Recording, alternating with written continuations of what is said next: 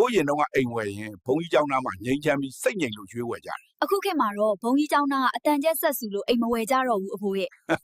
ဒီလိုလိုက်မသိတတ်တဲ့လူတွေကြားအာရုံတင်ဖန်ပြီးစံသွေးတော့မှလင်မယားထားချလို့ပကံနေကွဲတန်ကြ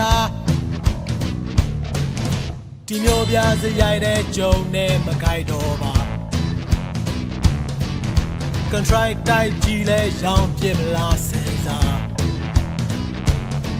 ဒီချဆုံးဖြတ်ကြည့်တော့ကြည်လင်သွားနာနဲ့ဆုံးတစ်ပိုက်ဖြစ်ထရဲတော့မှဟိုမလန်ချိတ်ဖက်က lost ဒီကဆက်တန်ကြတော့စိတ်ကုန်တယ်